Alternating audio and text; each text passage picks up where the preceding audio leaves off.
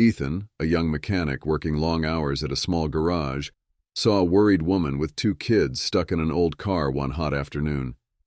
When he chose to fix her car for free, knowing she couldn't afford it, he never imagined this small act of kindness would change his life. Just days later, a surprising phone call from someone important turned Ethan's world upside down. Ethan Carter leaned against the workbench in Parker's auto shop, wiping sweat from his forehead with a greasy rag. The summer heat poured in through the open garage doors, making the stale air almost unbearable. He glanced at the clock on the wall. It was nearly closing time. Another long day of wrenching on cars and dealing with customers was almost over. Ethan loved cars. He'd been fixing them since he was a kid, working on his dad's old Chevy truck in their driveway. But the romance of the job had faded over the years. Now it was just a way to scrape by, a paycheck that kept the lights on in his tiny apartment and helped cover his mother's mounting medical bills. He rarely thought about his own dreams anymore. There just wasn't room for them. Just as he started to pack up his tools, a loud clanking noise echoed into the shop. Ethan looked up to see a beat-up station wagon limping into the lot. Its engine sputtered, coughed, and died before the car coasted to a stop. The driver's door opened, and a frazzled woman stepped out, holding her purse tightly to her chest. Two kids peered out from the back seat, their faces pressed against the smudged windows. "Hi," the woman said hesitantly, her voice strained. "I think there's something wrong with my car." Ethan set his tools down and walked over. "Let's take a look." The woman hesitated. "I don't want to keep you late. Are you sure it's okay?" He waved her off. "Don't worry about it. Let me see what's going on." She smiled faintly, relief flickering across her face. "Thank you. I really appreciate it." Ethan popped the hood and immediately spotted the problem.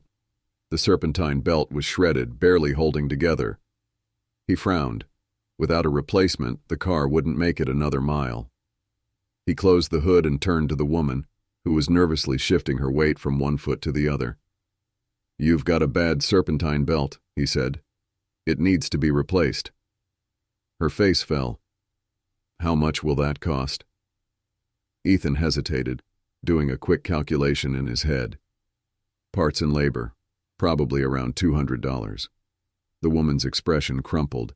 She opened her purse and rummaged through it, pulling out a thin stack of cash and some coins.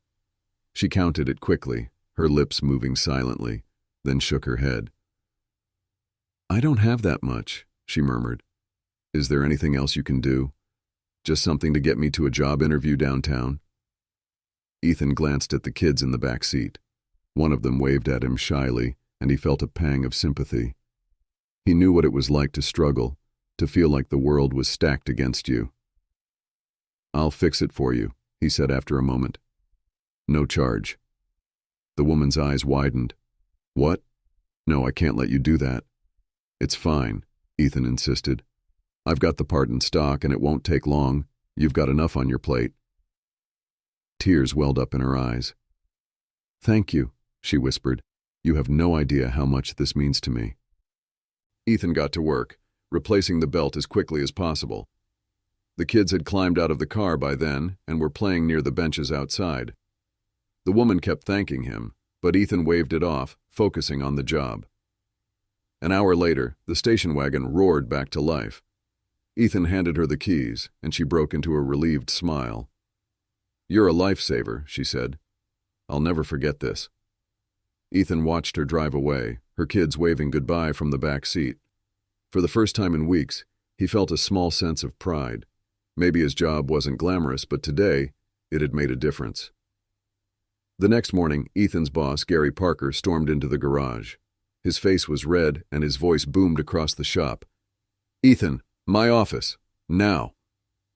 Ethan frowned, confused. He wiped his hands on his overalls and followed Gary into the cramped office. Gary slammed the door behind him and crossed his arms, glaring.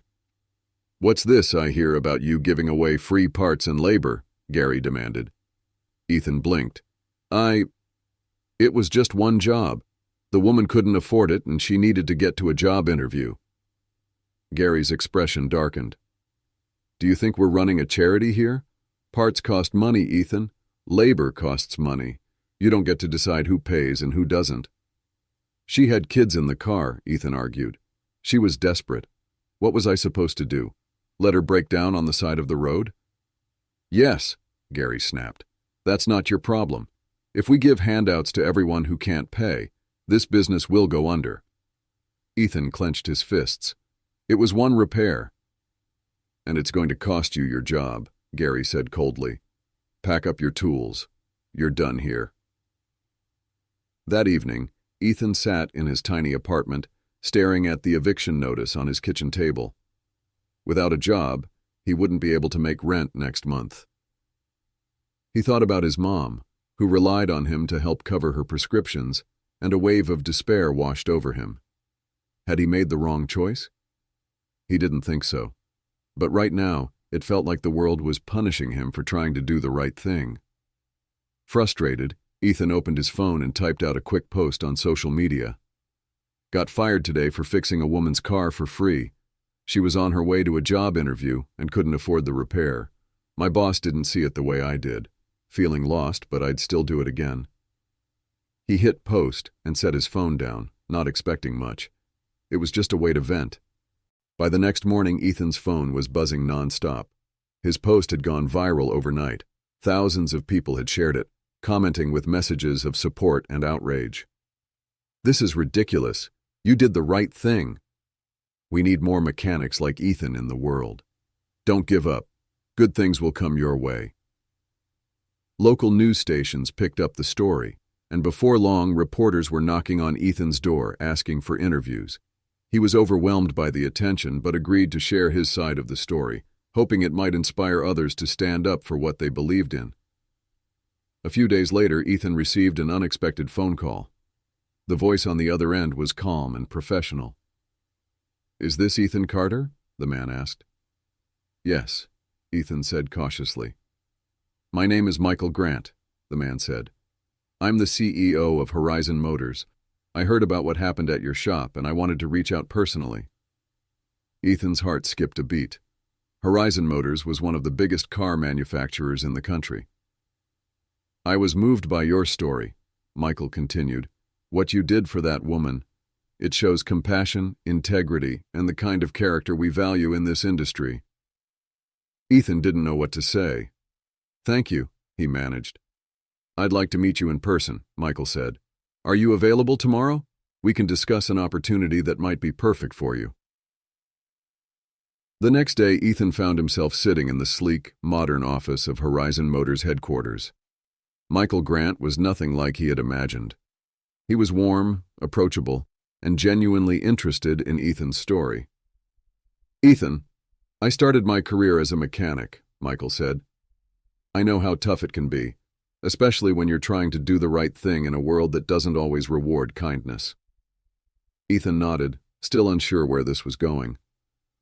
"What impressed me most about you," Michael continued, "is that you didn't let fear stop you from helping someone in need. That's rare, and it's something we value deeply here." Ethan felt a glimmer of hope. "Thank you, sir. That means a lot." Michael smiled. "Here's what I'd like to offer. We run a training program for mechanics who want to advance their skills and work on cutting-edge vehicles. I'd like you to join the program. You'll be paid during your training, and when you're ready, we'll place you in one of our top-tier shops." Ethan stared at him in disbelief. "Are you serious?" "Absolutely," Michael said. "People like you make this industry better. You just need the right opportunity." The months that followed were a whirlwind. Ethan thrived in the training program, learning advanced techniques and working on state-of-the-art cars. For the first time in years, he felt like he was moving forward, like his hard work and values were finally paying off. The memory of the woman in the station wagon stayed with him. He never saw her again, but he often thought about the chain of events her car had set in motion. One small act of kindness had changed both of their lives forever, and Ethan knew deep down that he'd made the right choice all along.